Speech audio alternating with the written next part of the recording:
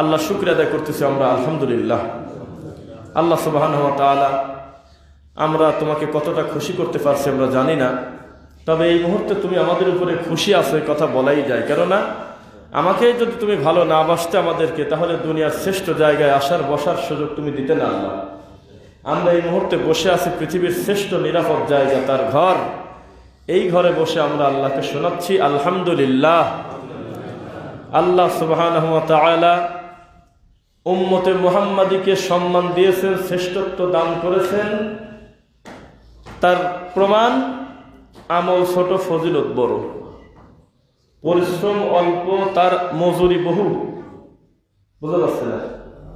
আল্লাহ যদি আপনাকে কষ্ট দিতে চাইতেন, অন্যান্য তাদের সাথে যদি কম্পেয়ার করতে চাইতেন বা অনেক কিছু করতে চাইতেন, তাহলে আপনাকে শুধু একটা আমিনের কারণে অতীতের গুনাহ মাফ করতেন না। এটা ছোট কাজের জন্য এত ফজিলত দেওয়ার কি প্রয়োজন আছে? পায়ের সাথে পা মিলানোর কারণে দরজা সম্মান বৃদ্ধি করে জান্নাতে একটা ঘর তৈরি করবেন, এ কথা বলতেন না। মূলত তিনি চাচ্ছে যে আপনি জান্নাতে ঢোকেন, এটা আল্লাহর নিজস্ব দাবি। আমি যদি আমার খাসিলতের কারণে জাহান্নামে যাই, এ দোষ আল্লাহর না, আমার দোষ। আমাকে সম্মানিত করার জন্য ছোট ছোট ছোট ছোট কাজে বিশাল বিশাল মর্তবা দিয়ে আল্লাহ সাজিয়ে রাখছেন। সুবহানাল্লাহ। আপনি বলতেছেন যে আমি তো কোরআনে হাফেজ না, আমার দ্বারা তো গোটা কোরআন মাজিদটা পড়া সম্ভব না।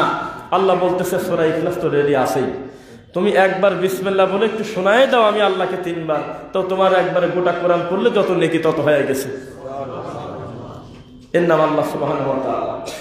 শর্টকাটে জান্নাতে যেতে চাও কোন বিশেষ আমলের কারণে? সব ফরজ বেসিক ঠিক রেখে ফরজ সালাতের পর আয়াতুল কুরসি পড়ো, জান্নাতে চলে গেছো। মাঝখানে শুধু মরা ঠেকে আছে। এই সব জিনিসের দিকে আমরা তাকালে ক্লিয়ার বুঝে গেছি আল্লাহ তুমি মূলত চাচ্ছ যে আমরা জান্নাতে যাই। ইল্লা মান তাবা ওয়া আমানা ওয়া আমিলা আমালান সালিহা ফাউলাইকা ইউবাদদিলুল্লাহু সাইয়্যাতিহিম হাসানাত। আল্লাহ সুবহানাহু ওয়া তাআলা বলতেছেন, কোন পাপী যদি একবার তার পাপের স্বীকৃতি আমি আল্লাহকে দিয়ে দেয়, এই ভুল আর দ্বিতীয়বার করব না, তার সকল গুনাহ যদি আমার কাছে সারেন্ডার করে বলে আল্লাহ এটার উপরে আমি মৃত্যু পর্যন্ত ইস্তেকামত থাকবো, আল্লাহ বলতেছে অতীতের সকল গুনাহ মাফ হয়ে গেছে, কথাটা মিথ্যা। সব গুনাহ আমি আল্লাহ নেকি দিয়ে বদলায় দেব। সমান সমান রাখতে পারতেন না? ভুল করছে, ক্ষমা চাইছে, ক্ষমা হয়ে গেছে। সকল সাইয়্যাত সমূহ হাসানাত দিয়ে পরিবর্তন করতে চাচ্ছেন কেন? মূলত তিনি চাচ্ছেন যে আমরা সকলেই জান্নাতে যাই। আমাদের আসল বাড়ি তো জান্নাত। আমরা যদি ঘাটতারামি করে আল্লাহর নিয়ামতকে অস্বীকার করে তামাশা করে ঘুরি, ইয়ালামুনা যাহিরাম মিনাল হায়াতিদ দুনিয়া ওয়া হুম আনিল আখিরাতি হুম গাফিলুন। হায় আফসোস আল্লাহ, এই দুনিয়ার জাগতিক বিষয়ে তোমরা কত পণ্ডিত, কত ভালো বোঝো, যেই আমার আখিরাতের ব্যাপারে কথা আসে, আমলের ব্যাপারে কথা আসে, তখন তুমি বলো আমি তো এত বুঝি না। আমি কি এত বুঝি? বোঝার লোককে ইতিপূর্বে অভাব ছিল। বড় বড় হুজুর যারা, ওটার উপরেই আমি থাকি, এই একটা কমন একটা দাবি, এটা কথা না।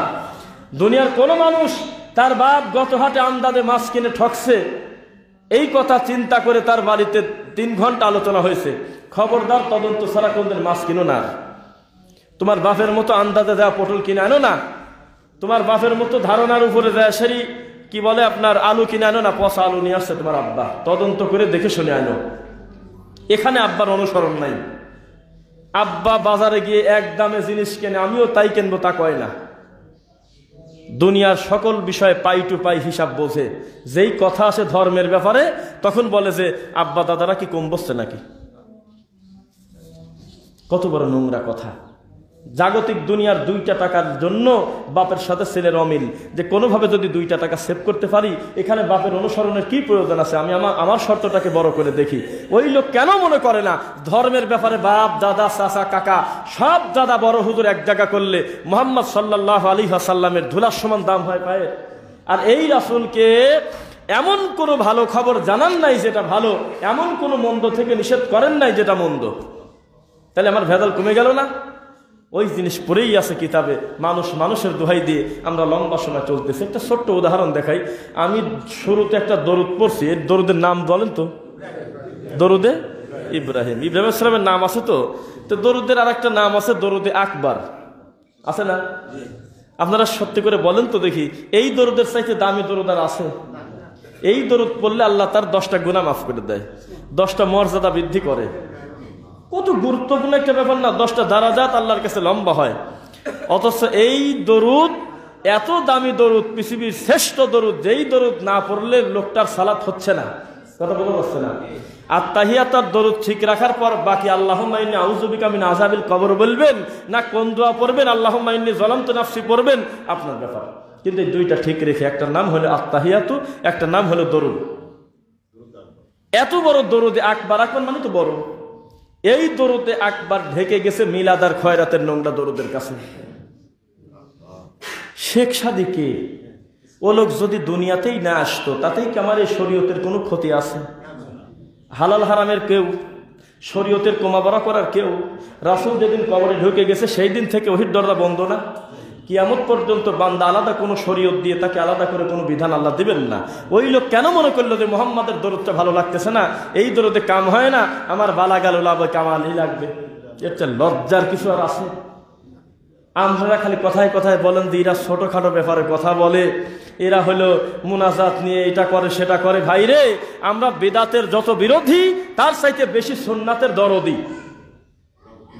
আপনারা ফায়সা মুনাজাতটা যদি উঠাই দিতে পারি তাহলে ওইখানে আমার নবীদের অন্তত 17টা দোয়া পায়, দোয়া জায়গা পায়, যেটা ডানে বামে সালাম ফিরায় লম্বা সময় তিনি পড়তেন।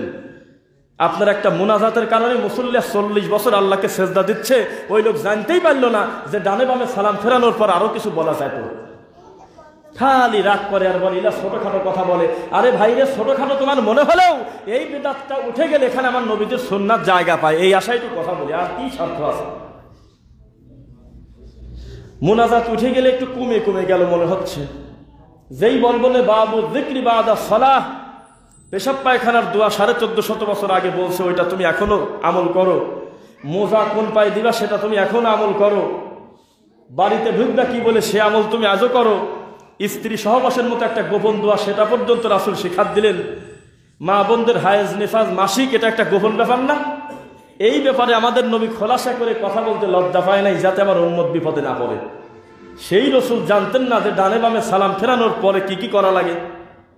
পৃথিবীর সমস্ত সহিহ হাদিসের সকল বিশুদ্ধ গ্রন্থে একটা অধ্যায় আছে, বাব মানে অধ্যায়, জিকির মানে দোয়া সমূহ, জিকির বাদা সালাহ, বাদা মানে পরে। আপনারা হুজুররাই তো বলে যে 3 দিন পরে মাইয়াতের বাড়িতে বাদ জোহর দাওয়াত। বাদ জোহর মানে পরের জোহর, জোহরের পরে। কবলাল জোহর মানে জোহরের আগে। কথা বোঝা যাচ্ছে তো? বাবু যিকরি বাদা সালাহ, ডানে বামে সালাম ফেরানোর পরে একটা লম্বা দোয়ার অধ্যায় আমি মুহাম্মদ সাল্লাল্লাহু আলাইহি ওয়াসাল্লাম রেখে গেলাম। সুবহানাল্লাহ। তার একটা হলো আস্তাগফিরুল্লাহ 3 বার, আল্লাহুম্মা আনতাস সালাম, লা ইলাহা ইল্লাল্লাহু ওয়াহদাহু লা শারীকা লাহ, এরপরে আয়াতুল কুরসি, এরপরে কত দোয়া আল্লাহকে শোনানো যায়। সুবহানাল্লাহ 33 বার, আলহামদুলিল্লাহ 33 বার, আল্লাহু আকবার 34 বার, অথবা 33 বার বলে লা ইলাহা ইল্লাল্লাহু ওয়াহদাহু লা শারীকা লাহ পড়তে হবে। আল্লাহুম্মা ইন্নী আউযু বিকা মিন আযাবিল কবর, কত কিছু আছে বলা। আল্লাহুম্মা ইন্নী আলা যিকরিকা ওয়া শুকরিকা ওয়া হুসনি ইবাদাতিক, আল্লাহুম্মা লা মানিআ লিমা আতাইতা ওয়া লা মুতিআ লিমা মানাতা ওয়া লা ইয়ানফাউ যাল জাদ্দি মিনকাল জাদ। এই গুরুত্বপূর্ণ এত সুন্দর সুন্দর সিরিয়ালের দোয়া কুরবানি হয়ে গেছে যেদিন বেদাত জায়গা পাইছে।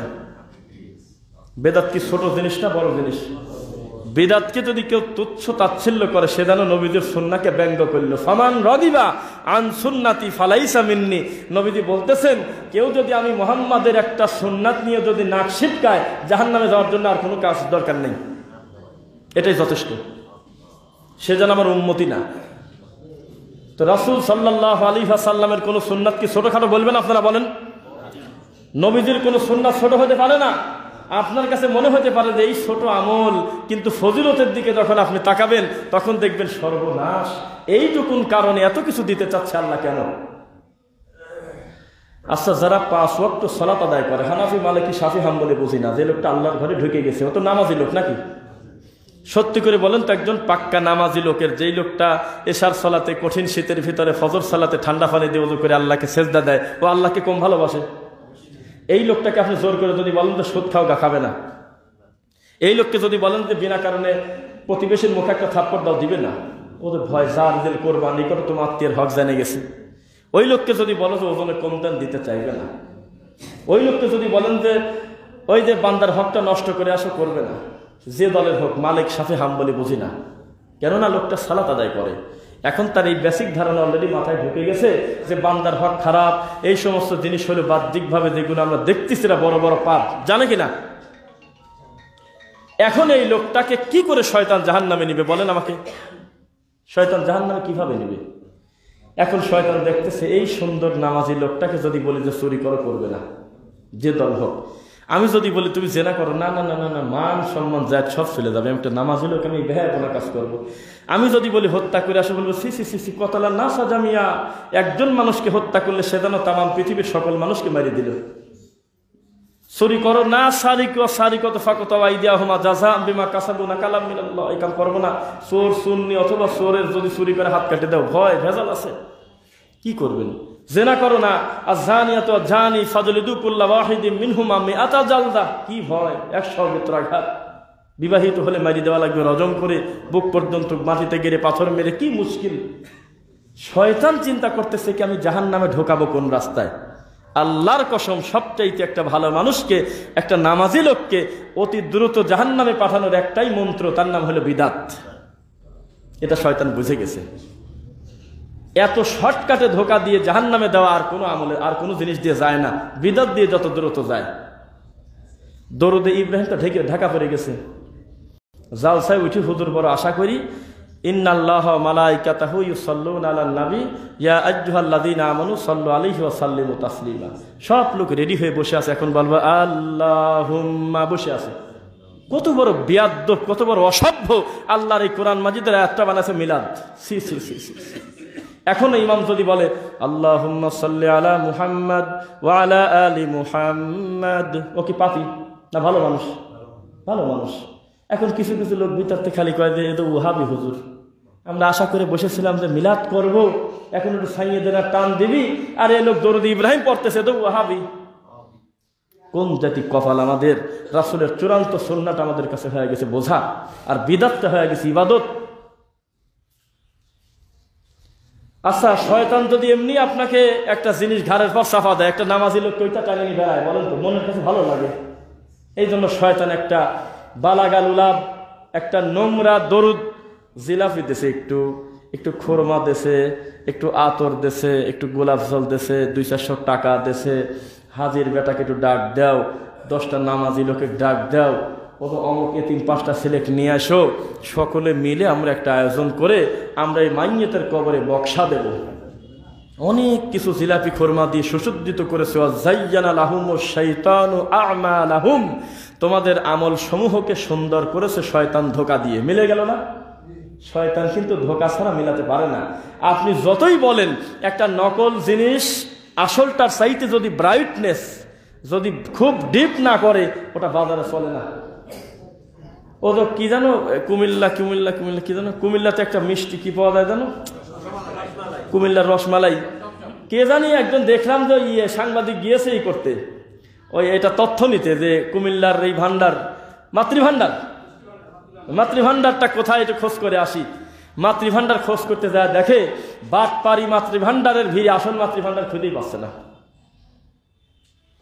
পরবর্তীতে নকল মাতৃভান্ডার যেগুলো, সেগুলো টাইলস মাইলস দেয়, এমন ঢকঢুক করা, এত বড় বড় বিল্ডিং এর ভিড়ে আসল মাতৃভান্ডারটা টিনের ঘর এখনো পড়ে আছে, দেখারই লোক নাই। তো সমাজে হাজারো অবহেলিত সুন্নাত আছে, যেইটা মানুষ জানতেই পারল না এটা হলো রাসূলের সুন্নাত। বেদাত দিয়ে এত খুশি, মিনাল্লাযিনা ফাররাকু দীনাহুম ওয়া কানু শিয়াআ কুল্লু হিজবিন বিমা লাদাইহিম ফারিহুন। আহারে, আমার সুন্দর ধর্মটা তোরা বাড়ি ভাঙি খণ্ড খণ্ড করে প্রত্যেক খণ্ড আলা তৃপ্ত লাভ করতেছে বাজে জিনিস দিয়ে। এটা ব্যতিক্রম একটা দেশে বাস করে, যে দেশে 200 মুরিদ যারা আছে, ও মনে করতেছে আমি জিনিস একখান, আমার আন্ডারে 200 লোক আছে। যেই লোকটা ইশারা করলে 15 জন লোক তার পাশ ঘরে, সেও নিজেকে অহংকারী ভাবে, তাই ভাবে না যে অন্তত আমি কেউ একজন, অন্তত আমি ইশারা করলে রিক্সাওয়ালার কোনো কথা বলে না, 15টা রিক্সা আমার পিছে পিছে হাঁটে। লোকটা অহংকারী হয়ে গেল না? তোমাকে এই কথা বলা হয় নাই? আল্লাহর কাছে কালা সাদার কোনো বৈষম্য নাই। ইন্না আকরামাকুম ইনদাল্লাহি আতকাকুম, আল্লাহর কাছে সম্মানীয় তত বেশি আল্লাহকে ভয় যে যত বেশি করে। এই ধর্ম কলঙ্কিত করছে আমি টুপি মাথায় দিয়ে একটা হুজুর, তাই কিনা? আজকে ফেরিতে আসতেছি, আজকের ঘটনা বলে ভালো হয়, নগদ ঘটনা। আমার সাথে আরো লোক ছিল, আমাদের গাড়িটা একটু আটকে আছে, মানে সিরিয়ালে আসতে সময় লাগবে, তা আমরা 2 ভাই আগে এসে আমরা একটু দাঁড়ায় আসি, কথা বলবো। একটা হুজুরকে পেলাম, হুজুর তাই বললাম, দেখেন ভাইজান রাগ করবেন না, আমি একটা কথা বলি, আমরা মুসলমান এক অন্যের আয়না স্বরূপ, কারোর ওসিলায় যদি কারোর ভুল সংশোধন হয়ে যায় অসুবিধা আছে? না না না, কোনো অসুবিধা নেই, বলেন বলেন বলেন, আলহামদুলিল্লাহ।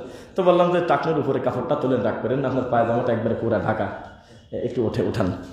তো তখন একটু টানি উঠেছে, হো নিচে চলে গেছে, দেখেই নি তো। আমি নামাজের সময় তুলি, এটা কথা বললেন আপনি, নামাজের সময় তোলেন মানে 24টা ঘন্টায় এই নিয়মে, নামাজের সময় তোলা না তোলার কি আছে? এটা তোলেন। মা আসফালা মিনাল কাবাইনি মিনাল ইজহারি ফিন্নার, এই 4 আঙ্গুল কাপড়ের ব্যবধানে জান্নাত জাহান্নামের ফয়সালা। আপনি বলতেছেন কি নামাজের সময় তুলি মানে? আপনি সবসময় উঠে রাখবেন। ঠিক আছে, কি করেন আপনি? এবার আমার মাথা ঘুরে গেল, বলতেছে আমি একটা দাখিল মাদ্রাসার হুজুর, মানে এইটা শুনে আমি একটা পাগল সাজে গেলাম, বলে কি? তারপর দেখলাম যে কোন কৌশল ওকে ধরা যায়। কথা বলতে বলতে বলতে বলতে আমি এভাবে স্যার বলতেছি, বাবাজি কোন তরিকায় আছেন? আমি এমন একটা ভাব করে বলতেছি যেন কোনো একটা তরিকায় থাকাটা একটা স্বাভাবিক ব্যাপার। কোন তরিকায় আছেন? তো বলতেছে সারসিনা, আল্লাহর কসম, দোয়া করবেন, সারসিনাতে আছি। দাদাও ছিল, আব্বাও ছিল, আমিও আছি। কত বছর? 10 বছর। তা দেখা, আমরা একটু পরে গাড়িতে চলে যাব। আমরা একটু জিজ্ঞাসা করতে চাচ্ছি যে আল্লাহর নবী মুহাম্মদ সাল্লাল্লাহু আলাইহি ওয়াসাল্লাম এই 1450 বছর পরে আপনার বাড়িতে এসে আপনার চেয়ারে বসে থাকবে, এটার কি কোনো ব্যাখ্যা দিতে পারবেন কিনা যদি বলেন? তোকে জানি না। তো এই মিলাদে দাঁড়ায় নবীর জন্য কান্নাকাটি না করা পর্যন্ত নবীকে বড় করা যাবে না, এটার কি কোনো ব্যাখ্যা আছে আপনি মনে করেন? আপনি হুজুর তো বলে দেন না, তা জানি না। 10 বছর মুরিদগিরি করে আসেন, আর কত বছর বাবার কাছে পড়ে থাকলে খেলাফত দিবে বলে আপনার ধারণা? তো সেটা জানা নাই।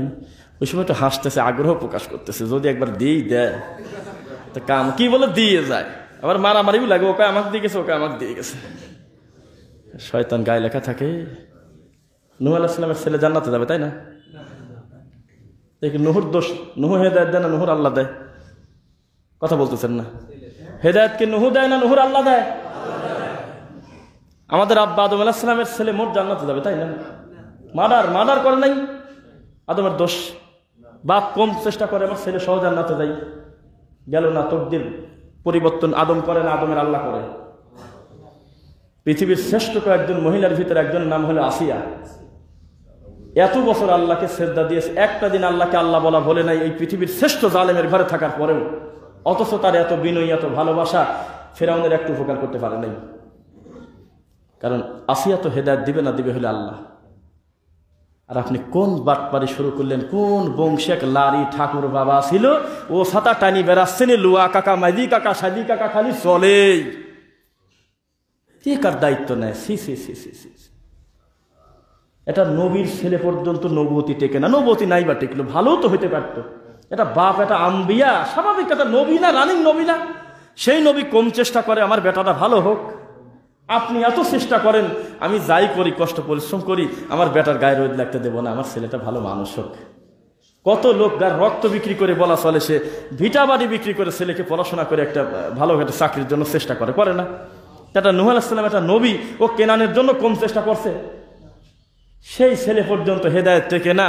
আপনার কোন কাকা, কোন দাদা, কোন বংশে কোন ঠাকুর ছিল, কয় যে আমি দিয়ে গেলাম। কেন দিয়ে গেলি মানে?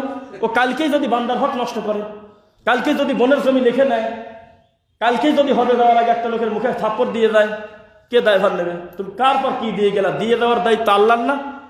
তুমি দিয়ে গেছো। কেউ কেউ মারামারি করো, ওইটির দিকে যদি মোটা হুজুর, ও কয় না না, ওই দিয়ে গেছে। কি দিয়ে দেয়? আমি দিয়ে দেওয়াই বুঝলাম না আজ পর্যন্ত। আযায়্যানা লাহুমুশ শাইতানু আ'মালাহুম, শয়তান সুসজ্জিত করে রাখে তাদেরকে বাজে আমল দিয়ে, বাজে আমল দিয়ে। কথা বলতে বলতে বলতে বলতে মানে এটা মেন্টাল হয়ে গেলাম যে কি বলে। শেষে আমি খুব দুঃখ লাগলো আমার। আমি মনে করি আজকে খুতবায় যা বলবো কথাটা। আমার সাথে আমার একজন আছে আঙ্কেল, বলতেছে যে আমি একটা জিনিস বুঝলাম না, এত একটা শিক্ষিত লোক, একটা দাখিল মাদ্রাসায় মাস্টারি করে, একটা আলেম মানুষ, সে আপনি এত কথা বললেন, একটা বার মুখ দিয়ে কোনো যুক্তি দাঁড় করালো না, বললেও না যে আমি এই কারণে বাবার কাছে পড়ে আসি, একটা বার এই মুখ দিয়ে বললো না। ব্যাপারটা কি? ও তো নিজেই জানে না কেন পড়ে আসে। আঙ্কেল কারণটা কি? আঙ্কেল বিদ্যা না? এম না, বিদ্যা আছে। কি কারণে? বললাম দেখ, সামনে বান্ডেল গন্ডিও, যদি একবার খেলাফতি দেয়, একবার যদি একটা এরিয়া বুঝে দেয়, তোর কাম আছে। মুরগির খাতটা যদি বুঝে দেয়, জিলাপির একটা খাত যদি বুঝে দেয়, তোর কাম আছে। এই আশায় বছরের পর বছর মানুষের কাছে পড়ে আছে। ওর সাথে 10 ভাগের 1 ভাগ যদি রাতের 3 ভাগের 2 ভাগ পার হওয়ার পর যদি সেজদা দিয়ে আল্লাহকে তার নিজের প্রয়োজনের কথা বলতো, বাটপারের কাছে পড়ে থাকা লাগতো না, বহু আগে আল্লাহর ওলি হয়ে যেত। কারণ একমাত্র রব, যার কাছে কোনো বৈষম্য নাই। কিসের রফিকুল, কিসের এই ভাই, কিসের মজনু, এটা আল্লাহর কাছে পার্থক্য নেই। আল্লাহর কাছে পার্থক্য কে তাকে তত বেশি আপন মনে করে। কথা বলবে না, শোনারা কেউ কথা বলবে না, যারা কথা বলবে গ্যাপে গ্যাপে নিয়ে নেবেন বাচ্চাদেরকে। কষ্ট হচ্ছে আপনাদের নাকি? তো কষ্ট হলেও তো কিছু করার নেই, কষ্ট দেওয়ার উদ্দেশ্য আমাদের না। আল্লাহ সুবহানাহু ওয়া তাআলা আমাদেরকে সম্মানিত করেছেন। প্রথমে বলছি কাম ছোট, কিন্তু বহু কিছু দিতে চাচ্ছে আল্লাহ। 1 ঘন্টাও হয় নাই কামলা দেওয়া, বলতেছে জান্নাতে তোমার জন্য ঘর রেডি। বিসমিল্লাহ বলে একটু ওযু করবো, ওযু করে তো মসজিদে যাচ্ছি, যাওয়ার সময় লজ্জাস্থান বরাবর একটু পানি ছিটা নিয়ে আশহাদু আল্লা ইলাহা ইল্লাল্লাহ ওয়াহদাহু লা শারীকা লাহু ওয়া আশহাদু আন্না মুহাম্মাদুর রাসূলুল্লাহ আল্লাহুম্মা জাআলনি মিনাত তাওয়াবিন ওয়া জাআলনি মিনাল মুতাতাহহিরিন। জান্নাতের 8টা দরজা খুলে গেছে। কিসের সাথে কি দেখেন, এই ছোট্ট একটা কথা মুখ দিয়ে আল্লাহকে শোনায় দিলাম, আল্লাহ বলতেছে জান্নাতের 8টা দরজা খুলে গেছে। আমল খুঁজে পাচ্ছেন না, বাবার কাছে পড়ে আছেন, আমল বোঝেন না। আপনাকে যদি বলি যে লাস্ট 1 মান্থ, 1 মাসের ভিতরে কি আপনার মনে পড়ে কখনো চোখের পানি ঝরায় আপনার আল্লাহকে 10টা মিনিটের জন্য নিজের গুনাহের কথা বলেছেন? আপনি মনে পড়বে না। আপনাকে যদি বলি যে লাস্ট কবে সাদাকা করেছেন, দান করেছেন, আপনি আর আপনার আল্লাহ যাকে দিচ্ছেন সে ছাড়া কেউ জানে না, আপনার খেয়ালই নেই। খালি আশেপাশে তাকাচ্ছেন, আমার এই 20টা টাকা দান করাটা কেউ দেখে না কা, কেউ কি আদৌ টাকা দেখলো কিনা? আমলের কি অভাব আছে? এতিমের মাথায় কবে হাত দিয়েছেন বলেন? অসুস্থ ব্যক্তিকে কবে দেখতে গিয়েছেন, মাথায় হাত দিয়ে কবে বলেছেন যে আযহিবিল বাস ওয়াশফি আনতা শাফি লা শিফা ইল্লা শিফা? কবে বলেছেন মুখ দিয়ে? বলেননি। তা আমল যেই জিনিসের নেকি নির্ধারিত করা আছে, ফজিলত আপনি নিশ্চিত পাবেন, ওগুলো তো পড়েই আছে। সারা পৃথিবীর সকল হুজুর একযোগে স্বীকার করে বালাগালুল আবি আমার না, এগুলি শেখ সাদি বানায়, শেখ সাদির কবিতা। তো অর্থ ভালো মন্দ বহু পরের কথা, যেই জিনিস আমার রাসূলের না ওইটা তুমি ভালো কেন মনে করলে, এইটা আমার দুঃখ। 6236টা কোরআনের আয়াত, হাজার হাজার রাসূলের সহিহ হাদিস থাকতে তুমি অন্য জিনিস টান দিয়ে ভালো মনে করলে কেন? এটাই তোমার অপরাধ। যেই ভালো নবী বোঝে না ওটা ভালো না, যেই খারাপের সন্তান রাসূল জানে না ওটা খারাপ না।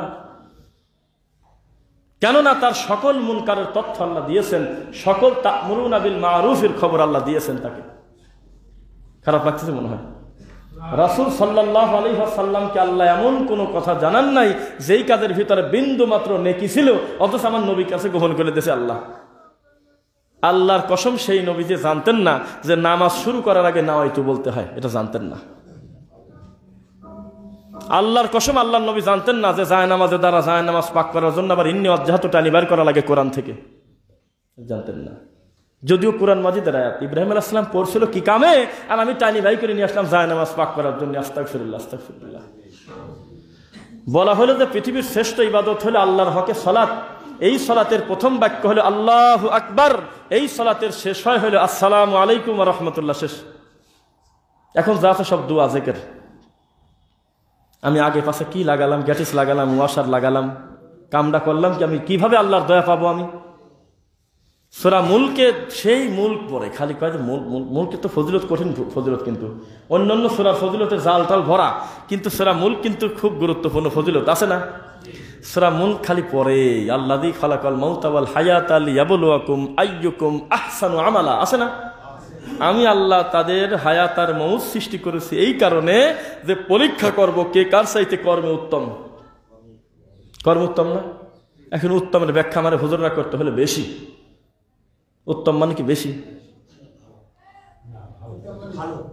আহসানু আমালা মানে আমাদের হুজুররা বলতো যে বেশি বেশি আমল করো। এই জন্য আমরা অন্যদিন আর যাই করতাম, সবে বরাতে মারামারি লাগাতাম, ও যদি 80 রাকাত পরে আমি 120 রাকাত পড়বো। রাকাত সংখ্যা আমরা খালি মারি চলে গেছি, মনে করছি রাকাত যার যত বেশি ব্যক্তি তত ভালো সে। আজও পর্যন্ত গ্রামে 5টা হাজি থাকলে সবচেয়ে ভালো হাজি বলে বিচার করে মানুষ যেই হাজি মাগরিবের পর 12 রাকাত আওয়াবিন সুন্নাত পড়ে। বলে জিনিস একখান মসজিদ থেকে সহজে বাড়ায় না, খালি কাঁদে আর জিকির করে আর 12 রাকাত নামাজ পড়ে। তোমার এই কাম করতে বলা হয়নি, তুমি এই ঢং করতে গেলে কেন? তোমার ইবাদতের জন্য বহু কিছু পড়ে আছে, তুমি একটা অন্য জিনিস ধরে নিয়ে আসি, তুমি বসে খালি কাঁদবার বলবা যে জিনিস একখানোটা বলতে হয় নাই। তোমার শ্রেষ্ঠত্ব মর্যাদা বাড়ানোর জন্য ছোট আমলে বহু ফজিলত আল্লাহ দিয়ে রাখছে, তুমি এত পরিশ্রম করতে চাচ্ছ কেন? লজ্জা রাখি মাথা মানে হেট হয়ে যায়। বলতেছে বিপদে পড়লে মা সালার দোয়া পড়ো। মা সালার দোয়া কি বলেন তো? লা ইলাহা ইল্লা আনতা সুবহানাকা ইন্নী কুনতু মিনাজ জালিমিন। মা সালার দোয়া না? মা সালাকে ইউনূস আলাইহিস সালাতু ওয়াস সালাম আল্লাহ বলল যে তুমি বিপদে পড়লে এই দোয়াটা পড়ো। তা আমার হুজুরের হইল না, হুজুর কইলে 2-1 বার কইলে কি আল্লাহ শোনে? আমি 1.25 লাখ পড়বো। তখন আল্লাহ কইলে যে তোর খাঁটি মর, তোর নেকিটা কি তুই খাঁটি মর। তখন 20 জন হুজুর, ছাত্র কয়জন? 20 জন। তো আমার বাপ মরাটা কোরআমাইন লাগবে। জালালি খতম নাম দিয়েছে, ইউনূস খতম ওটা পড়লে নয় মরে যায় না বাঁচিয়ে ওঠে। তো ওইটা কইলে 20 জনে হবি না, আপনারা আরো 10 জন লোক নামাজি লোক রেডি করেন। 30 জনের নিচে 2 কেজি ছোলা তো মেলা সময়, একবারে 1.25 লাখ করতে গেলে 4 ঘন্টা সময় লাগবে, 1000 লাগবে নি। আর ছাত্রক শিখিতেছে যে তোর সামনে যদি একসাথে 10টা জ্বর হয় তো মারি শেষ করে দেবো, কাছে আসার সাথে সাথে লাইলে একবারই চলবে, সবকে সরা দেবে। কিন্তু কত ভেজাল। আল্লাহর মুখের ভাষা পরিবর্তন করতে গেলে বান্দার কত কষ্ট। ওই রকমই যদি রাখতো তাহলে কত মান পেত আল্লাহর কাছে। কোনো হাদিসে আমরা প্রমাণ পাই না যে এই লা ইলাহা ইল্লা আনতা সুবহানাকা ইন্নী কুনতু মিনাজ জালিমিন 1 লাখ না শোনা পর্যন্ত আমি আল্লাহ খুশি হব না, কোনোদিন বলেনি আল্লাহ। আল্লাহ বলছে তুমি পড়ো। গুনাহগাতার হিসাবে যখন ধর্ম দিতে গেছেন তখন করে গেছেন ভেদালে।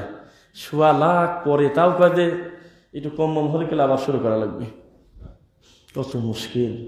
তারপরে আবার বক্সান লাগবে, তাও যদি না মরে তো গোটা পরিবারের লোক বেজার। আশা করি আনছিলাম 10 বছর করে টানতেছে, রোগী কয়দিন টানবো।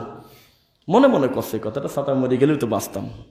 কেননা জালালি খতমের নাম হুজুর এমনভাবে হাইট মানে করছে, ফোকাস করছে যে জালালি মানেই হলে মারি দেওয়া। কত বড় লজ্জা। এই স্বচ্ছ ধর্মে তুমি এই ছোলা বুটের ধর্ম, এই ধর্মের মর্যাদাই হলো ছোট ছোট আমলে বিশাল বিশাল ফজিলত। সুবহানাল্লাহ। তুমি টানি নিয়ে চলে আসছো, লাড়ি টানি নিয়ে আসছো, দয়া পালেন আল্লাহর। আর তোমার বলা হলে যে তুমি গরু কুরবানি দাও, তুমি কইলা সাদা না কালা, মোটা না চিকন, এই পাও খাটো না মোটা, এত ঝামেলা তোমার কে? যত বেশি পেঁচাতে যাবেন তত নিজের ক্ষতি নিজে করবেন। সারা পৃথিবীর সকল মানুষ যদি একযোগে বলে আল্লাহ মরা পর্যন্ত তোমাকে আমরা জীবনে আর আল্লাহকে আল্লাহ বলে ডাকবো না, আল্লাহর কিছু আসে যায়? আল্লাহতে কোনো কমা বাড়া হয়? আপনি বলবেন তারপরে আল্লাহ বড় হবে না? আল্লাহু আকবার হয়েই আছে। এটা বোঝেন না কি জন্য? যাই করতেছে আমরা আমাদের মঙ্গলের জন্য, আল্লাহর খুশির জন্য করতেছি না। লা ইয়ানালাল্লাহু লুহুমুহা ওয়ালা দিমাউহা ওয়ালাকিন ইয়ানালুহুত তাকওয়া মিনকুম। তুমি লাখ টাকা দিয়ে কোরবানি করলে গরুর কথা ঠিক, তুমি নিজেও তো জানো আমি আয়াতুল কুরসি তো প্রকাশ করেই দিছি, লা তাখুযুহু সিনাতুন ওয়ালা নাওম, আমি আল্লাহর খাওয়াও নাই ঘুমও নাই। তুমি কেন মনে করতে গেলে যে এটা আমার দৃশ্য? ওমা তুকাদ্দিমু লিআনফুসিকুম মিন খায়র, যা কিছু দুনিয়াতে আমার কাছে পাঠাচ্ছ সব তুমি তোমার নিজের জন্যই পাঠাচ্ছ। সুবহানাল্লাহ। পার্থক্য হলো মান জাআ বিল হাসানাতি ফালাহু আশরু আমসালিহা, আমার রাস্তায় 1 দিলেই 1 10, 1 কত? আবার বলতেছে মাসালুল লাযিনা ইউনফিকুনা আমওয়ালাহুম ফি সাবিলিল্লাহ কামাসালি হাববাতিন আমবাতাত সাবআ সানাবিলা ফি কুল্লি সুমবুলাতিন মিআতু হাব্বা। একটা চারা আজকে বুনলে 7 থেকে 700 দানা পর্যন্ত হয়, ওই ধানে হয় না? তুমি যখন আমি আল্লাহকে খুশি করার জন্য 1 টাকা সাদাকা করলে আমি 1 10 তো সর্বনিম্ন 700 পর্যন্ত লম্বা করে দেবো আমি। আবার কথা ঘুরে অন্য জায়গা বলতেছে ও তারযুকু মান তাশাউ বিগাইরি হিসাব, আমি আল্লাহ যদি কারোর পর সন্তুষ্ট হই তো গুনাহগাতা কিসের, বেহিসাবে আমি তাকে জান্নাতে দিয়ে দেব। আপনি পড়ে আছেন মানুষের কাছে, এই লজ্জা কোথায় রাখি আপনি? আচ্ছা আল্লাহ একক সত্তা না? আল্লাহুস সামাদ, তিনি অমুখাপেক্ষী না? অমুখাপেক্ষী যিনি, যার এত মান, লাইসা কামিসলিহি শাই, অনেকেই তো জানে, মানে আল্লাহর সাথে তুলনীয় কিন্তু কোনো জিনিস নাই। কিন্তু আপনি কোনোদিন আল্লাহর সাথে সাদৃশ্য তাসবিহ করতে যাবেন না, কিন্তু এটা হারাম। আল্লাহ আল্লাহর মতো, তার হাত আছে, তার হাত তার হাতের মতো, আমরা তুলনা কেউ দিতে পারবো না তার মতো সে। এই আল্লাহ সুবহানাহু ওয়া তাআলা, আহরে তার বৈশিষ্ট্যই হলো এই জায়গা। মানুষকে খুশি করতে 40 বছর লাগে, 40 বছর ধরে পড়েই আছে মানুষের কাছে, তাও খলিফার অনুমতি দেয় না, তাও কয় না যা তাবিজ বেশি খাগা, কয় না। আর আল্লাহর কাছে কোনো ছোট বড় সাদা কালার বৈষম্য নাই। আল্লাহর শ্রেষ্ঠত্বই হলো এই জায়গা। একজন জঘন্য পাপী থেকে পাপীও যদি বলে আল্লাহ আমি পাপের স্বীকৃতি দিলাম, আমার অন্যায় হয়ে গেছে, ক্ষমা করে দাও, আল্লাহ বলতেছে ক্ষমা করে দিলাম। ফাজলামো করার কি দরকার আছে? এগুলো ধোঁকা, এগুলো শয়তানি। ও তো জিজ্ঞাসা করতেছে যে হুজুর মানুষ দাখিল মাদ্রাসায় পরে এরকম পড়ে আছে কে? কারণ খিলাফতি নেওয়ার জন্য পড়ে আছে। আর না ওই মাজারে যেদিন সে ইয়ে হবিনি কি ওরস টরস হবিনি, ওর যদি ছাগলের ঘরের দায়িত্ব দেয় তো কাম আছে ওর। 6টা ছাগল সরাতে পারলে পরে পুরা বছরের খোরাক উঠে গেছে। কি স্বার্থ আছে বলেন আমাকে, কি স্বার্থ আছে? আপনি বাংলাদেশে যত রানিং বাবা আছে, পীর আছে, প্রত্যেকটা পীরকে 1 কোটি টাকা দেবেন আর বলবেন 1 কোটি টাকা দেবো, খালি মুখ দিয়ে একবার বলেন শাহজালালের চাইতে আপনি বড় পীর, ও মানবে না। তার সাথে কাজ তুলো না, শাহজালাল হলো বড়, কথা বলে না তো, সে হলো বিশাল। অথচ সেই লোকের কবরে আমি 2 চোখ দিয়ে টাকা দেখে আসলাম, ওয়াল কবরের ওয়াল, কবরের ওয়াল ডইলি পানি, ডইলি মুছি, মুখ টুক ডইলি কান পেশাব এই করতেছে। প্রতিবন্ধী ছেলেকে এইভাবে গড়াগড়ি করাচ্ছে, আর করতে বাবা রক্ষা করো বাবা, হিন্দুরা দেবা বলে করতেছে। কোন মোটা পীরের কাছে আপনি বসে আছেন?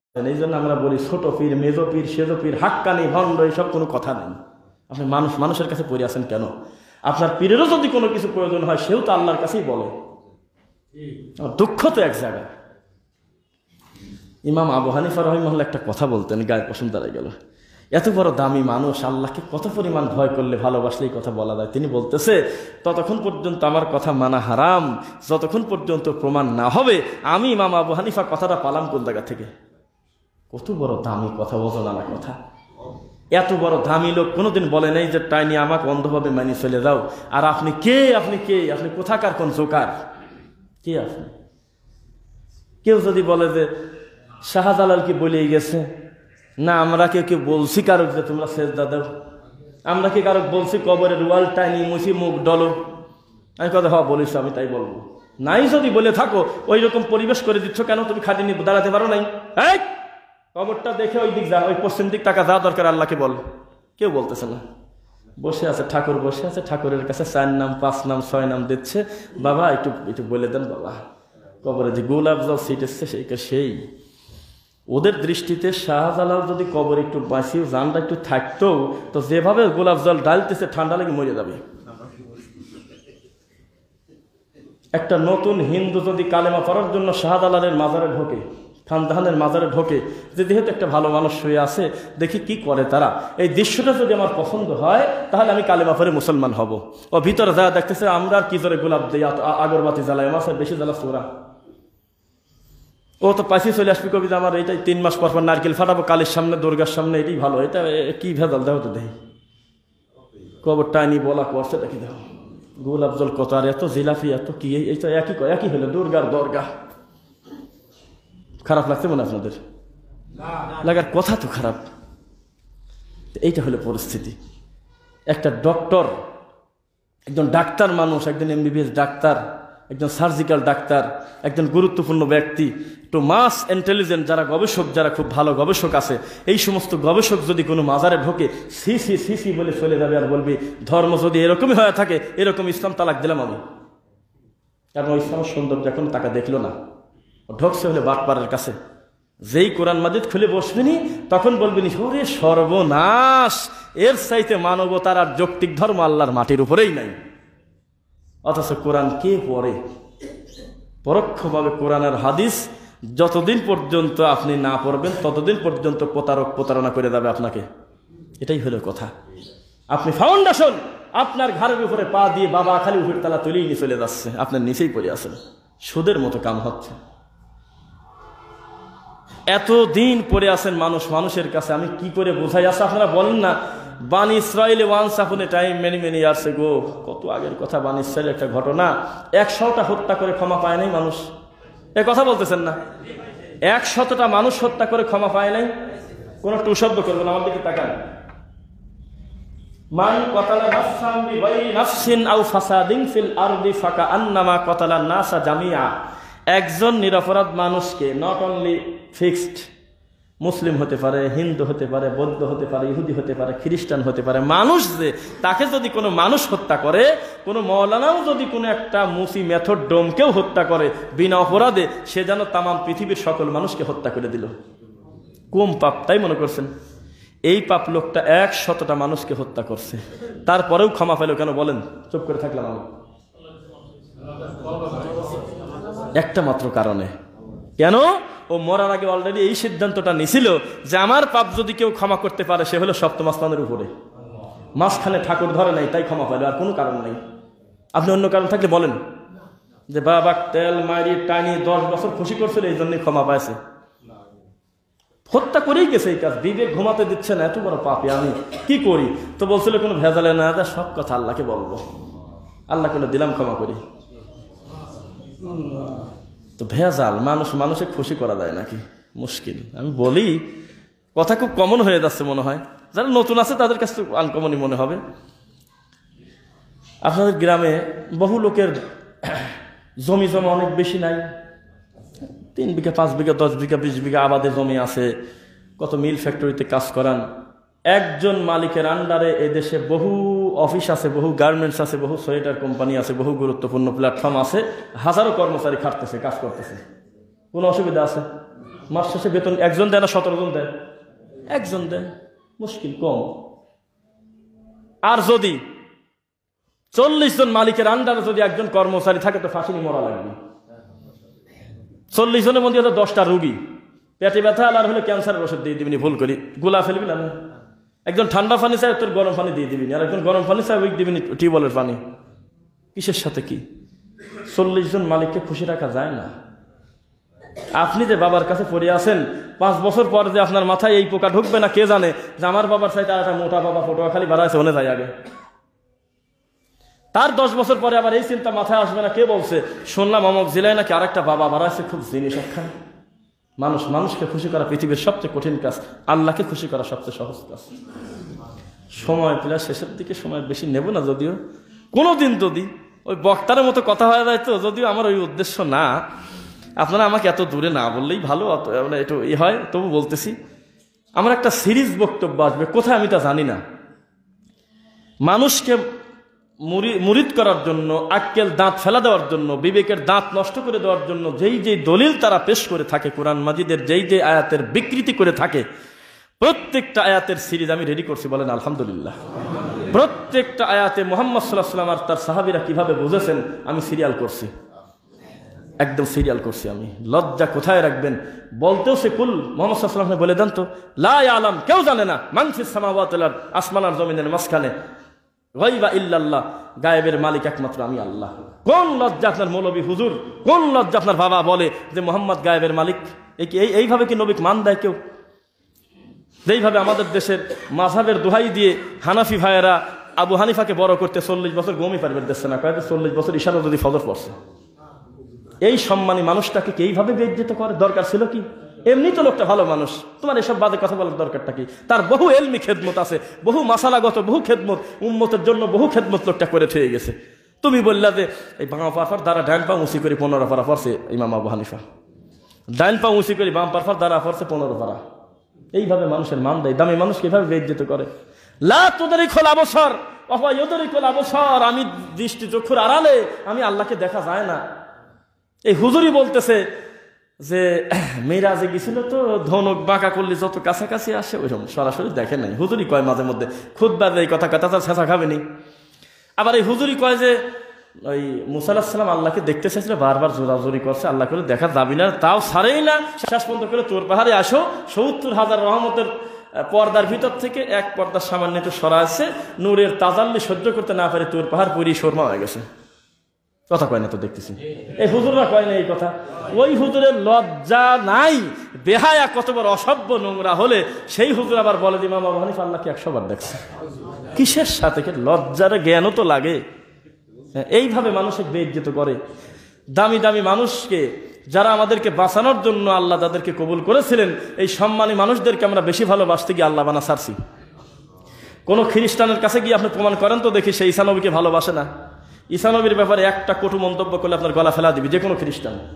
তার কাছে ঈসা এত সম্মানের, কথা বলেন না কেন? এত সম্মানের, কিন্তু সমস্যা হলে এক জায়গা সম্মান বেশি দিতে যায়, বললো আমার ঈসা এত ভালো, আমার ঈসা এতই ভালো, ঈসা হলে আল্লাহর ছেলে। এত বেশি ভালোবাসি ফেলছে মরিয়মকে, কলে মরিয়ম হলে আল্লাহর বউ। ভালোবাসে না সেই জন্য, না বেশি ভালোবাসতে গেছে? সীমা ছাড়া চলে গেছে, অথচ ওই সীমা বাউন্ডারির বাইরে গিয়ে দয়া খুঁজলে পাবেন না আপনি। মুহাম্মদ সাল্লাল্লাহু আলাইহি ওয়াসাল্লামকে আল্লাহ মাটির তৈরি করে মাটির মানুষের শ্রেষ্ঠত্ব দান করবেন, এটাই হলো তার মর্যাদা। তুমি টানি নূর বানা ছেড়ে দিচ্ছ কিসের সাথে? কি আরে বাবা ঘরে আর ওয়াজও নাই, আমরা 1 ঘন্টা ওয়াজ করতে গেলে টেনশনে পড়ে যাই, 20-30টা আয়াত কোয়া লাগবি, 4-5টা হাদিস বলা লাগবি, কত মুশকিল আছে। বাবার কোনো ভেজাল নাই, বর্ডার পার হয়ে আসি, বাবা বলতেছে আমার নূর নবী বাবারা, নবীর গোলাম বাবারা গায়েব জানে এই সেইকে ফায়সা 2-4টা গল্প টল্প নিয়ে ওই তাই টানি নিবে রাস্তা 40 বছর। একটু আগে শুনলাম যে বাবা বলে কবরের কাছে হাঁটে গেলে বলে 40 দিন বলে কবর আযাব মাফ থাকে। তাহলে বাবা কবরের সাথে বাঁধিত হয় নাকি কামে? হাঁটে গেলে যদি 40 দিন কবর আযাব মাফ থাকে, সকাল থেকে সন্ধ্যা পর্যন্ত গাছের সাথে বাঁধিত হন, গোরস্থানের গাছের সাথে। আর না একটা নিয়ে এসে বাড়ি করে দেন, বিল্ডিং করে দেন, খালি গ্রামের সকল লোক 5 টাকা করে দিলি ফেলে তো কার টাকা কে খায়? সারা বছর থাকুক মাইয়াতের কবর যাতে ফেরেশতা ঢুক ফিরে না পারে। তো বাবা মোটা বাবা আছে যেহেতু, এই বাবা খালি দোয়া কালাম পড়ুক, কবরে কোনো আযাব নাই, যেই এই বাপ মরে যাবি তাড়াতাড়ি মাটি দিই, ওই আর একটা বাপ নিয়ে এসে দাঁড়া করে দেবো, ওই বংশের আর একটা বাবা। 2021 সাল ভালো হয়ে যাবো, এইসব শয়তানি কথা বলো না। যুবকরা সচেতন, এখন সব বুঝে গেছে, সব জানে, এখন এসব ফায়সা কথা খায় না কেউ। এমন এমন ঘরের ছেলে ফেলে যাদেরকে আমরা মনে করতাম বাপরে বাপের বাপ দাদা 14 পুরুষ হলে সঠিক কথা শুনতেই পারে না, সেই ঘর থেকে আল্লাহ সহিহ আকীদার বুঝ দিচ্ছে, ছেলেদের দিচ্ছে না। সময় আসতেছে, যেই কবর তুমি রাভারের মতো টানি উঁচু করছো, তোমার নাতি এসে কবর ভাঙবে ইনশাআল্লাহ। সময় আসতেছে, যেই তাবিজ তুমি ছিঁড়তে পারলে না, তুমি এই নোংরা কাজ কোরআন মাজিদের আয়াত কাটি গলায় দিয়ে দিছে, এত বড় জঘন্য কাজ করছো, তোমার ছেলে এসে এইটা কাজ এই করবে, তোমার ছোট ছেলে এসে তোমার বড় ছেলের গলা থেকে তাবিজ ছিঁড়বে ইনশাআল্লাহ। এই দিন আসতেছে। তোমার যদি ছেলে না পারে, তোমার নাতি এসে তোমার ছেলের গলা থেকে খুলবে, আব্বা খোলেন ফায়সা জিনিস খোলেন, এসব খারাপ। কোনো সাহাবী অনুমতি দেয় কেউ দিন রাসূল সাল্লাল্লাহু আলাইহি ওয়াসাল্লাম বলেও বলে নাই মাথা ব্যথা হয়েছে নাকি তোমার হওয়া গেলে এটা তাবিজ নাও গাদা, এটা বলেন নাই, এটা হুজুর বলতেছে। না বেশি বলার দরকার নেই আজকে, একটু থাক, একটা লোডও তো নেওয়া লাগবে নাকি? আলহামদুলিল্লাহ। আপনারা ওই মাথা তৈরি করে নিয়ে আসছেন, আমার ধারণা যে মাথাতে এই কথাগুলো যায়। ঘটনা হচ্ছে কি, ভয় মানুষকে অনেক পিছায় দেয় বাবা, অনেক পিছায় দেয়। আপনি ভয়তে সত্যটা স্বীকার করবেন না, দেখবেন আরো 10টা ভেজাল এসে ঘাড়ের পাশে আসছে। আর সত্যটা শর্ট করে স্বীকার করে সত্যটাকে সত্য বলে মেনে নেন, আল্লাহ আপনার সম্মান বাড়ায় দেবে। বাড়াবে না? আজকের থেকে ম্যাক্সিমাম 1 বছর আগে আমাকে কেউ নাম শুনছেন, আমি নামে কোনো লোক আছে এই দুনিয়ায় জানতেন? তো কিসের বরকতে হইলে এগুলি বলেন তো দেখি? কিছু হয়েছে তা বলতেছে না, মানে যাইতেছে আল্লাহ, মানুষ হিসাবে এর চেয়ে বেশি আর কি আশা করবো। যাই হোক, এটা কেন করলেন আল্লাহ? সত্য কথা বলার কারণে না মিথ্যা কথা বলে বাজে কথা বলে ধর্ম চালানোর কারণে? সত্য বলার কারণে। এভাবেই আপনার মান বাড়বে। আপনি কোনায় বসে খালি চা খান আর খিলখিল করে কেলান আর বলেন জাকির নাইক ইহুদের দালাল। আপনার এসব পেশালে লোকের কি আসে যায়? কি কৌত দেখি তাহলে কার সাথে কি? সে সারা পৃথিবীর ইহুদি খ্রিস্টানের হাঁটু কাঁপা দিচ্ছে, আর তুমি খালি চা খাও আর কেলাবার কাউ যে উনি তো ইহুদের দালাল, ও তো কোট প্যান্ট পরে। এটা একটা হাসির খোরাক না? আমার চোখের সামনে একটা মুফতিকে বললো, এই চার দোকানদার কথা কি জানি বলতেছে যে ওনার থেকে এলেম নেওয়া যাবে না। ওই মুফতি বলতেছে তো উনি কিসের, উনি কি হাফেজ নাকি, উনি কি মৌলানা নাকি, উনি কি মুফতি নাকি, উনি ফতোয়া দিবি? আমার মুফতি আছে, সে ফতোয়া দিবি। দোকানদার করলে যে চা যেটুক খাইছিস তো ওটা একটা আমার দলের মায়ের হাত পা ভেঙে দেবো না করলে।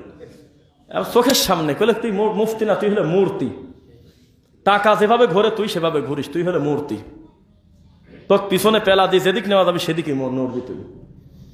তো 2000 টাকা দিলে তুই অচিনাটা লোকের বাদ দেয়, সারি তার বাপের জন্য কাঁদি যারে যার। ও তোর জন্য কাঁদিস কি জন্য? ও তোর কি হয়?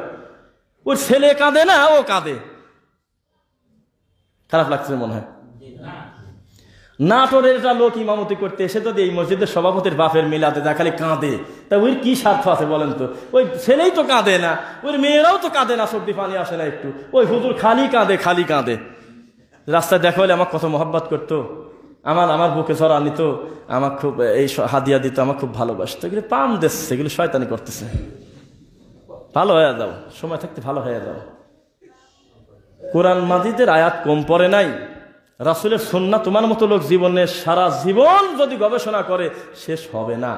তুমি খালি খালি লাড়ি টানি বেড়াচ্ছাও, ঠাকুর টানি বেড়াচ্ছাও, কি জন্য? যা দেওয়া আছে ওইটাই তো শেষ করতে পারতেছি না। কথা তো বলেন দেখি। ঘাড়ের পর বোঝানি টানি জাবির পারতেছে না, ও আবার কষ্ট যে আমার বোঝাটাও নিয়ে যা।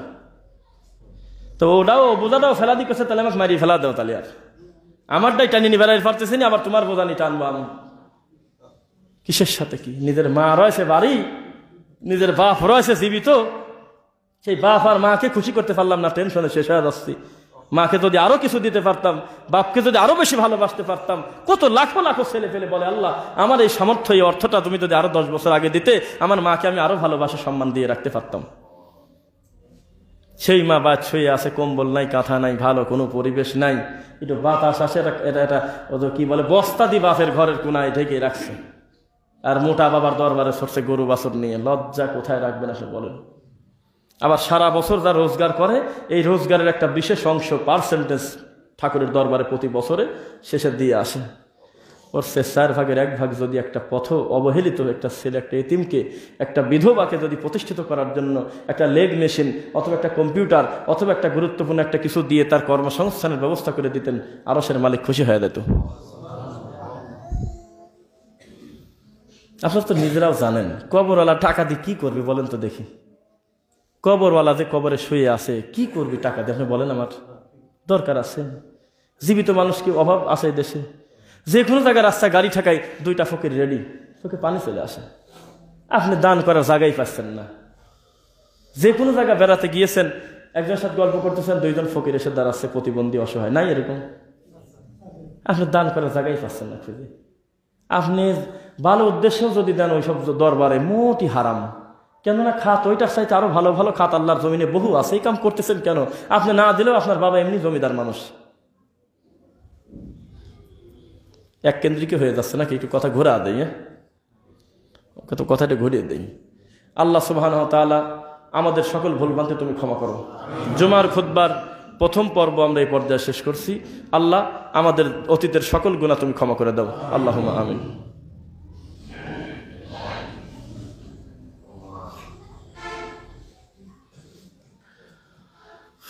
তাড়াতাড়ি শেষ করা মুশকিল, বুঝছেন? আমার বলে দিয়েছে যে আপনি চালাতে থাকেন। তা আপনাদেরও যা দেখতেছি একাগ্রতা, তাতে আমার মনে হচ্ছে 2টা কথা আপনারা শুনবেন বলে আশাবাদী ইনশাআল্লাহ। এরকম কমিটি আপনি পাবেন কোন জায়গা? মানুষে আসি টেনশনে থাকে যে শেষ অমুকটা, এটা করি, এটা করুন, সেটা করুন। আমাকে প্রথমেই বলছে যে আপনি আপনার মতো করে বলতে থাকেন। আলহামদুলিল্লাহ, দোয়া তো ভিতর থেকে এমনিই আসে। আল্লাহ মজনু ভাই সহ, সভাপতি সাহেব সহ, দায়িত্বশীল যারা রয়েছেন, আল্লাহর এই ঘরটা প্রতিষ্ঠিত হওয়ার দিন থেকে টাকা দিয়ে, শ্রম দিয়ে, মেধা দিয়ে, বুদ্ধি দিয়ে, ইমাম হয়ে, মুসল্লি হয়ে, মুয়াজ্জিন হয়ে, যে যে খাতে আছে কোরআনের হাফেজের ছাত্ররা সহ, উস্তাদ সহ, আল্লাহ তুমি সকলকে কবুল করো আল্লাহ। এই প্রতিষ্ঠান থেকে অগণিত কোরআনে হাফেজ আলেম হিসেবে তুমি তৈরি করে দাও আল্লাহ। তোমার এই প্রতিষ্ঠানটাকে তুমি সহিহ আকীদার একটা চূড়ান্ত মার্কাজ হিসাবে কবুল করো আল্লাহ। ওই আল্লাহ সুবহানাহু ওয়া তাআলা তিনি যদি সমস্যার সমাধান না বোঝেন, মুহাম্মদ সাল্লাল্লাহু আলাইহি ওয়াসাল্লাম যদি সমস্যা সমাধানের রাস্তা না বোঝেন, আর কেউ বোঝে? ওই আপনি বলবেন তারপরে ঠিক হবে তা কিন্তু না। তরিকা বলেন, নকশাবন্দি বলেন, মুজাদ্দিদি বলেন, চিশতি বলেন, সাবেরি বলেন, বেরলভি বলেন, রেজভি বলেন, আহলে হাদিস বলেন, হানাফি বলেন, মালিকি বলেন, শাফি বলেন, হাম্বলি বলেন, বাদ কি গেল কেউ? যাই বলেন, একদল অন্য দলের সাথে আমলগত মত পার্থক্য নাই? ঝগড়াঝাটি কম বেশি হয় না? এইবার একটা প্রশ্ন আপনাদের করব। আপনার আর আমার দলীয় কারণে হোক, আমলগত কোনো না কোনো যে ভুল বানতে, আপনার দৃষ্টিতে আমি ভুল, আমার দৃষ্টিতে আপনি ভুল, তো এই কে ভুল, এইটা সমাধান দেওয়ার জন্য কোরআন আর হাদিস পারে না বাবা পারে? জবাব শেষ। আমি বোঝাতে চাচ্ছি, আমার আর আপনার যে ভুল ভ্রান্তি, বোঝার ভুল টুল, ধরে নিলাম যে আপনার দৃষ্টিতে আমার আমলটা ঠিক হচ্ছে না, তো এইটা সিদ্ধান্ত আপনি দিবেন না রাসূলের সুন্নাহ দেবেন? তো ওই দিক দৌড় পারেন না কেন? তাই তো আমি আর আপনি ভাই ভাই হয়ে যাই। মানে আল্লাহর কোরআন এবং রাসূলের সুন্নাহ হাদিস দিয়ে যদি আমরা আমাদের আমলগুলো যাচাই করি, তাহলে আর সমাধান আলাদা করে করার দরকার নাই, সমাধান অটো হয়ে যাবে নি। তাহলে যেই হুজুর সহিহ হাদিসের উপরে আমল করার কারণে, সঠিক আমল করার কারণে একে অন্যকে ফিতনা বা সুহাবি, কাফের মাফের বলে গালাগালি করতেছে, উনি কি বিদ্যা নিয়ে বলতেছে না শয়তানি করে বলতেছে? কেননা ওই হুজুর নিজেও তো কোরআন মাজিদের সকল অর্থ জানে না, রাসূলের সকল আমল লোকটা জানা শেষ হয়ে যায় নাই। তাহলে ও কি করে বুঝলো যে আমার এই মুসল্লি বুকে হাত বাঁধি বড় পাপ করলো? বুঝলো কি করি? ও তো কাবা ঘরের ইমামের সাহেব বেশি বোঝে না নাকি? ও তো ডক্টর জাকির নায়কের সাহেব বেশি বোঝে না। তাহলে ওই লোক কেন বুঝলো যে আমার মসজিদের মধ্যে ওই ছেলেটা হলো বিয়াদ্দপির বাপের বয়সী লোকের সাথে পাও মিলাবির যায়, পাওটা তো ফাঁক করে দাঁড়ানো যায় না? তাহলে ও কি করে বুঝলো যে এই কামটা খারাপ না ভালো? যে বুঝবে তার নাম মুহাম্মদ সাল্লাল্লাহু আলাইহি ওয়াসাল্লাম না? তো সে হাদিস তো মোট পড়ে নাই, তাহলে খালি খালি ও লোকটাকে কেন বেইজ্জত করতেছে, ওহাবি কাফের মাফের বলতেছে, গালিগালাজ করতেছে?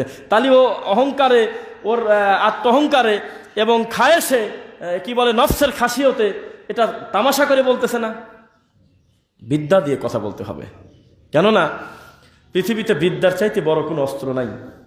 যে কোনো রাগী মানুষকে থামায় দেওয়া যায় বিদ্যা দিয়ে, যে কোনো মায়ের মুখী মানুষকে মুহূর্তের ভিতরে হাসি মুখ করে দেওয়া যায় মুখের কথা দিয়ে, বিদ্যা দিয়ে দেওয়া যায় কিনা? আর একটা অস্ত্র নিয়ে যান তো দেখি, থামা দেন তো দেখি, পারবেন না? একটা গালির সমাধান আর একটা গালি নয়, একটা গালির কোরবানি আর একটা ভালো কথা দিয়েই করতে হবে, তাই কিনা? সমাজে যে পরিমাণ বিদাত করনেওয়ালা মানুষদেরকে আমরা সহ্য করি, এর 4 ভাগের 1 ভাগও যদি তারা আমাদের ভাইদেরকে সহ্য করত, আল্লাহর কসম আল্লাহর ঘরে সহি আকিদার লোক আরো তৈরি হয়ে যেত। যে পরিমাণ বেদাতি মৌলবীকে আমরা সালাম কালাম দিয়ে আমরা খাওয়াই, ভালোবাসি, মোহাব্বত করি, তার 4 ভাগের 1 ভাগ যদি তারা আমাদের দিনী ভাইদেরকে মোহাব্বত করতো, যে আমলের পার্থক্য বাদ থাক, মুসলমান আসো একসাথে বসি, এই কথা বেদাতি মৌলবী যদি কাছে নিয়ে যদি আমাদের সাথে ভালো ব্যবহার আমাদের দিনী ভাইদের সাথে করতো, প্রতিনিয়ত আল্লাহর দিন বোঝা লোক তৈরি হতো বেশি। হুজুর আগেই সিদ্ধান্ত নেছে, এই ছেলের সাথে যদি আর 2, 4, 5টা ছেলে যোগ হয় তো আমার এই জান আমাদের আর সেদ্ধা দেওয়া হবে না, আমার পলায়ন লাগবে না। কখন দিন আমার ভুল ধরে, এই টেনশনে ওই গ্রামের মুরব্বী করে ম্যানেজ করতেছে। আরে মুরব্বী মানুষ, সে হলে আলিফ বে তেসে পড়া লোক, ও কি আর অতদিন ধর্ম বোঝে? সরল মানুষ, কাকা কাটা গলার মধ্যে পান ভরিয়ে দিয়ে করছে যে কাকা গামিয়ে যাচ্ছেন, কাকা এটা মশা দেয়, আর কয় যে আমি আর একটা আনতেছি, কাকা আর একটা আনতেছি, এটি খাইটে বসেন। তো করছে যে অমুকের শব্দ খুব ডিস্টার্ব করে কাকা, মসজিদে যা আমিন কয় ওটা জোরে করি। আমরা সকল মিলি মোনাজাতে কাঁদি, ছেলেটা খুব মানে বিয়াদ্দপ, উঠি চলে যায় বারান্দায়, আর নয় বসি ওই কি দিন পরে। তখন কি এত বড় কথা, কেবল পান খাইলো 10 টাকার পান, এখন মানে বিগড়ে দেওয়া যায়, এত দ্রুত তো ওই বিপক্ষে যাওয়া যায় না, এখনো চুন গালে আছে, এখন জর্দা চলতেইছে, এত তাড়াতাড়ি তো উল্টে দেওয়া যায় না। তো বলতেছে যে আমি দেখতেছি ব্যাপারটা, দাঁড়াও। দেখবেন তো কাকা, এখনই বললে একটু ভালো হইতো, চলো এখন বাড়ির পর যাই, চলো।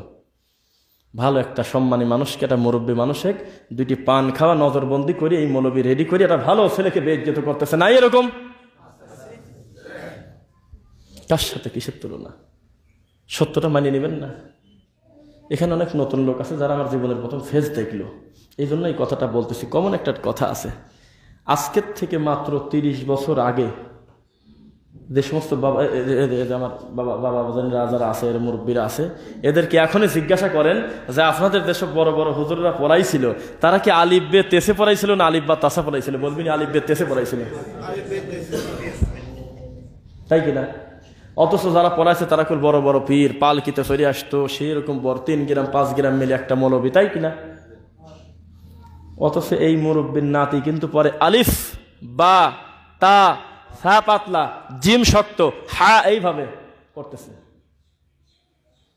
তাহলে আপনার দৃষ্টিতে আপনার মতো আমল আমি হুবহু না করার কারণে, আপনার নামাই তো আমি ছাড়িয়ে দেওয়ার কারণে, আপনার ইন্নি অধ্যাত্ম আমি না পড়ার কারণে, আপনার মাটি দুয়ার দোয়া মিনহা খলাকনাকুম না পড়ার কারণে, সম্মিলিত মোনাজাত মিনিটে মিনিটে না করার কারণে, কুলখানি খয়রাতের দাওয়াতে না যাওয়ার কারণে যদি আমি এত পাপী হই, তাহলে যেই পাপের কারণে আমি পাপী, এর চেয়ে বড় পাপী তো আপনার ছেলে।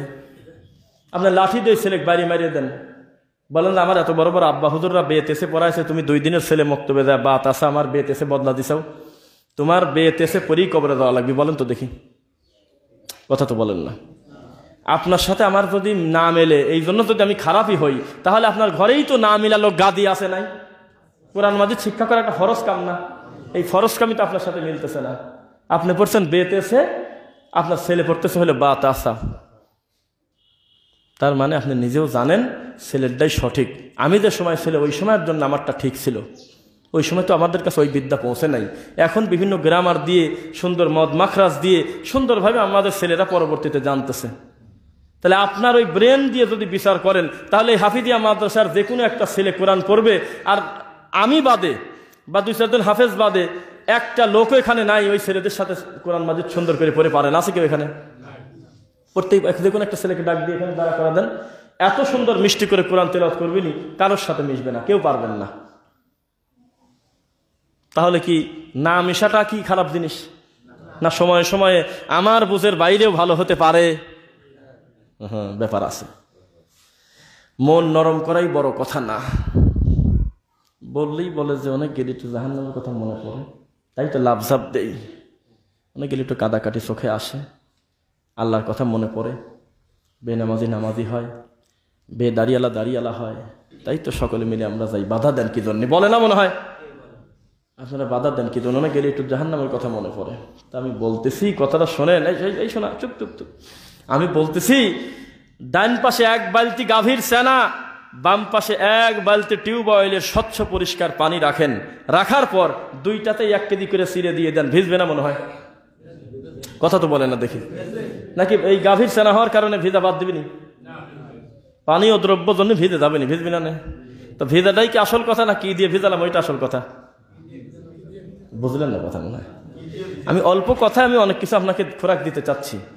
আপনি যদি বলেন যেখানেই যাই অত বাধা দেন কি জন্য? অনেক গেলি জাহান্নামের কথা মনে পড়ে, অনেক গেলি বাবার দিক তাকালে আমার খুব ভালো লাগে, ওখানে গেলি কত উপকার হচ্ছে মানুষের। তা আমি বলবো, ভাই রে, ভেজাটা আসল কথা না, মন নরম করা আসল কথা না, কি দিয়ে নরম করতেছি ওইটা হইলো আসল কথা।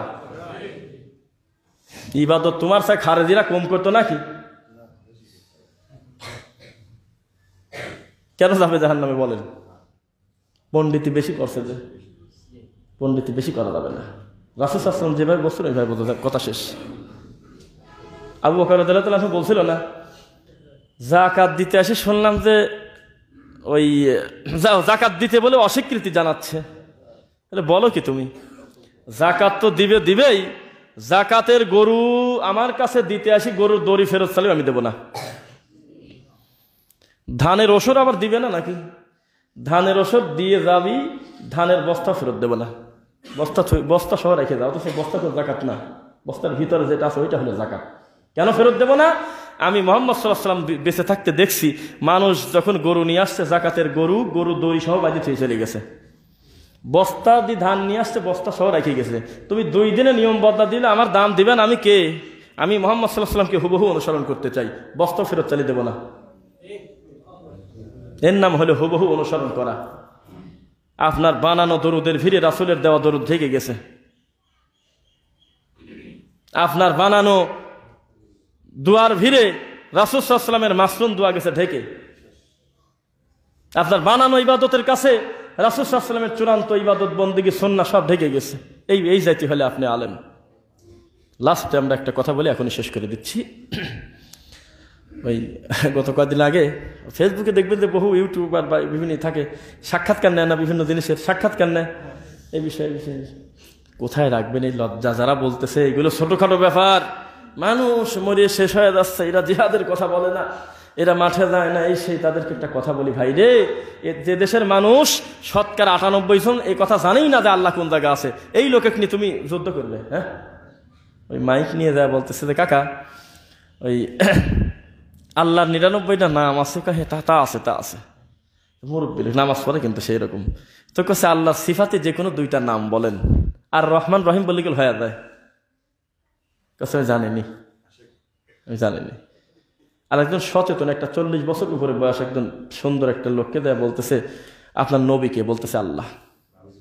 লজ্জায় মানে আমার মনে হইলো এ কোন দেশে বাস করি, আর এই দেশে বলে বাবার দরকার আছে, এই দেশে মানুষের দরকার ঈমান আকীদা ঠিক করা। লজ্জা কোথায় রাখবেন? বিশ্বাস করে আমার সামনে বলতেছে আমার নবী হলো আল্লাহ, এটা বলতেছে লা ইলাহা ইল্লাল্লাহ, এটার অর্থ কি? বলতেছে আল্লাহ সর্বশক্তিমান। যদি মিথ্যা কথা বলি আপনি এখন ইউটিউবে টান দিবেন, না পেলে আমাকে খবর করবেন, আমি দেখাতে পারবো, সেভ করা আছে। কি কষ্ট বলেন, কিসের সাথে কি বলতেছে বলেন তো? আল্লাহ কোন জায়গা আছে? ভাই সল কি বলতেছে? নাই কোন জায়গা, চত দেখি তাহলে কিসের সাথে কি? এই লোক ওই ইন্টারভিউ নিতে গিয়ে একজন মুফতি হলো দোকানদারি করতেছে একটা কাজে। তো বলতেছে হুজুর জি ভালো আছেন? আছি। বলতেছে যে আপনি ই করেন, কি পড়াশোনা করছেন? তো বলে কেন আমি তো দাওরা শেষ করছি বা মুফতি। তো বলতেছে বলেন তো অজু ভঙ্গের কারণ কয়টি? কয় 7টি। নামাজের ভিতরে বাইরে কয় ফরজ? কয় 13 ফরজ। নামাজ ভঙ্গের কারণ কয়টি? কয় 19টি। তায়াম্মুমের ফরজ কয়টি? এই কয়টি, সব কয়, কোনো অসুবিধা নেই। বলেন তো হুজুর ইমান ভঙ্গের কারণ কয়টি? কয় জানেনি মুফতি। অথচ ইমানের সাথে দামি সম্পদ এই দুনিয়ায় আছে। আল্লাহ আমার সব চলে দেখে, আমার ইমানটা ঠিক রাখো আল্লাহ। সারা পৃথিবীর সকল লোক আপনার দুশমন, আপনার খালেক আপনার পক্ষে, মাখলুক বিপক্ষে গেল। সারা মাখলুক আপনাকে সমিয়ে দিয়ে চাঁদে তুলে দিয়েছে, আল্লাহ আপনার খালেক আপনার পর বেজার, আপনার সব গেল। তো বলতেছে ইমান ভঙ্গের কারণ কয়টি? মুফতি কইলে আমি জানিনি। শুনছেন? তাকে মুখ ঘুরিয়ে নিয়ে বেচা কেনা করতেছে। অথচ সবচেয়ে আগে জানার দরকার ছিল কোনটা? নাম বলেন একসাথে, ইমান। তা আমি ওই জায়গায় হাত দিছি।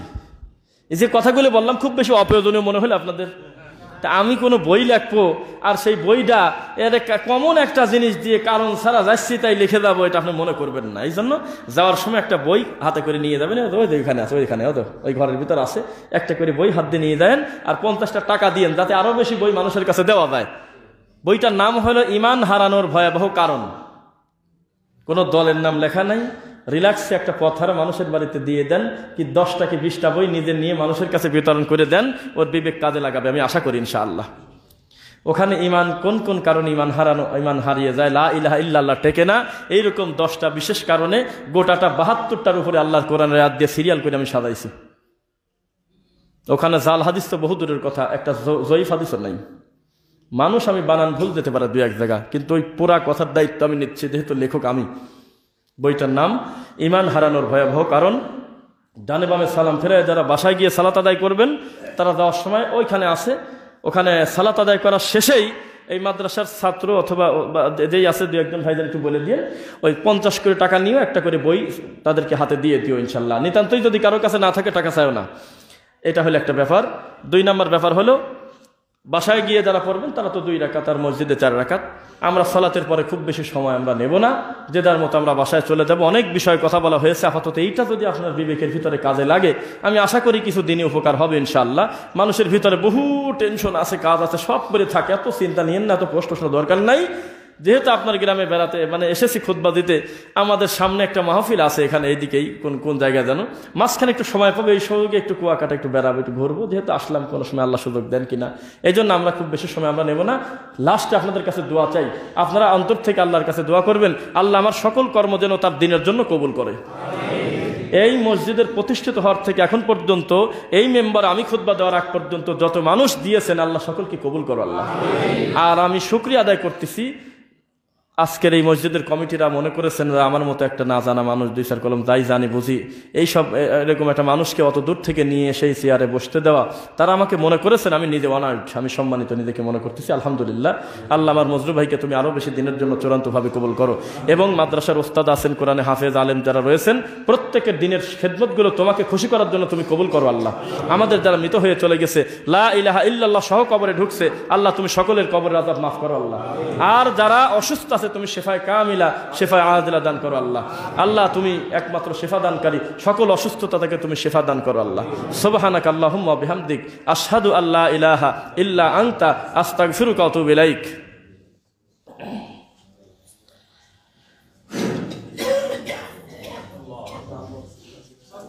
সম্মানিত উপস্থিতি, আমাদের প্রোগ্রামে কিছু খরচা হয়, আপনারা বুঝতে পারছেন।